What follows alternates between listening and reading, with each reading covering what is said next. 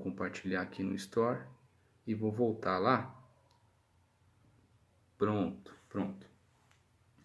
Então, rapidamente, o processo de desintoxicação. A primeira coisa a se fazer no processo para se inicializar, fazer o processo de desintoxicação, é justamente você fazer primeiro a análise do cabelo. Então, preciso medir a porosidade e a elasticidade. Por que isso? Pessoal, se o cabelo que foi submetido ao alisamento, ele estiver quebrando, só eu colocando água, molhando ele estiver quebrando, não vai ser o tioglicolato de MP Progressive Extension que vai salvar o cabelo. Porque o tioglicolato de MP, o processo de desintoxicação, é um processo químico suave, então é um processo químico suave, mas é um processo químico, é um processo de transformação.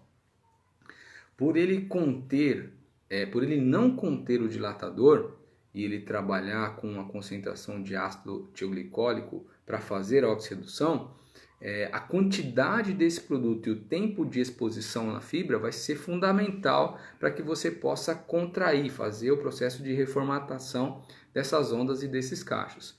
Então, a primeira coisa, faça o teste para ver se o cabelo tem ainda condição elástica. Se ele tiver condição elástica, aí vamos voltar lá para as ligações de enxofre. É sinal que ele tem ligações de enxofre ainda preservadas. Se ele tem ligações de enxofre ainda preservadas, eu consigo fazer o enfraquecimento e a reorganização. Se o cabelo estiver quebrando só com água, é sinal que ele não tem essas ligações de sulfeto preservadas, já foram desnaturados, né? Ele sofreu muito dano naquelas ligações. Então ele não tem mais essas condições. Justamente são essas ligações que o MP vai atuar. Então, primeira dica. Tá quebrando com água? Tá. Então eu preciso tratar esse cabelo primeiro para depois submeter o processo de desintoxicação. O que a desintoxicação faz? Ela pega essas ligações de enxofre, ela atua muito mais na parte externa do que na parte interna, até mesmo que o cabelo quimicamente processado para alisamento sofreu um dano, e se eu for muito a fundo para fazer a transformação dele, eu acabo sensibilizando ele. E entende-se que a cutícula também é responsável por uma parte da formatação da fibra. Então, se eu trabalhar um pouco mais na parte externa, ou se o cabelo não tiver uma concentração grande de camadas externas, o ativo já vai atuar naquela parte mais exposta, que pode ser até uma parte mais profunda da fibra capilar, mas que ele atue de uma forma mais suave, que ele atue de uma forma mais tranquila. Então, a quantidade de produto que eu vou aplicar na mecha e o tempo que eu vou submeter essa mecha enrolada vai ser a questão principal para ter o sucesso no processo. E isso eu só consigo no teste de mecha. Eu só consigo ter a real noção disso com o teste de mecha. E hoje eu faço o teste de mecha, não um aqui atrás, faço mais em cima e mais uns 2 ou 3 aqui nas laterais.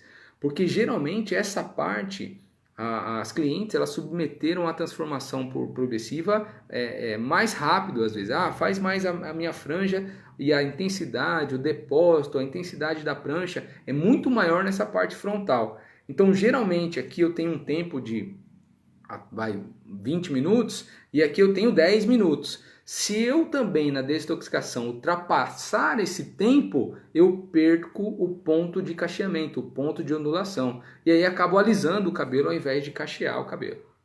Tá? Então, teste de mecha vai ser fundamental para você estabelecer o seu plano de trabalho. E aí, é claro, a quantidade de produto aplicado e o tempo da qual você vai colocar. O que é importante? Que as mechas sejam muito finas e que o acessório não passe. Eu até indico usar o acessório número 1 mesmo, que é aquele menorzinho. E que você enrole em espiral, não enrole sobrepondo uma mecha em cima da outra. Dessa forma vai ficar muito mais fácil para você ter o contato com o produto do transformador, vai conseguir enxaguar melhor o produto e vai conseguir neutralizar melhor todas as partes. Em alguns processos a pessoa coloca um sobre o outro e justamente a ponta, que é a parte mais danificada, mais sensível, ela fica com um acúmulo, com mais tempo de produto, de resíduo de produto ali, e aí acaba saturando a ponta e não pegando. Então por isso que a distribuição deve ser de forma espiral, a quantidade e o tempo deve ser estabelecido pelo o teste de mecha. Atenção ao enxágue, muito importante, de acordo com o teste de mecha. Geralmente esse cabelo é feito em partes, porque o tempo acaba sendo curto pela quantidade de cabelo e de mechas que eu tenho que utilizar. Aproximadamente acima de 140, 160 acessórios, então é bastante acessório, só para dimensionar que as mechas são muito pequenas para fazer esse processo. Importante, assim que for dado o tempo, de acordo com o teste de mecha, já ir enxaguando as partes que você foi realizando, e aí é importante um enxágue bastante efetivo para que você possa fazer uma neutralização, como nós conversamos lá, evitar aquele processo de reação exotérmica, que é a liberação de calor, num cabelo extremamente sensibilizado por procedimentos alisantes anteriores.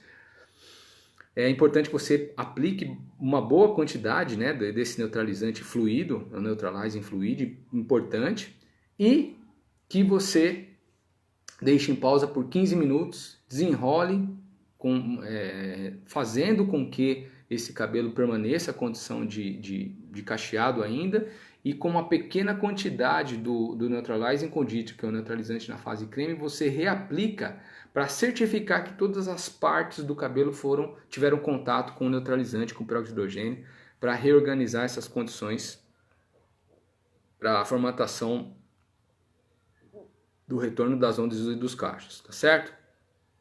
E é importante entrar com a linha Vector Force para fazer a potencialização dessas marcações que você fez, e o uso contínuo dela é obrigatório para usar em casa. Shampoos e condicionadores adequados, a linha Vector Force é perfeita para isso, as máscaras T3 e T4 é fantástica para isso, para que ela possa fazer a manutenção e a potencialização desses pontos das quais nós reformulamos, nós marcamos com essa transformação química de forma suave, tá certo?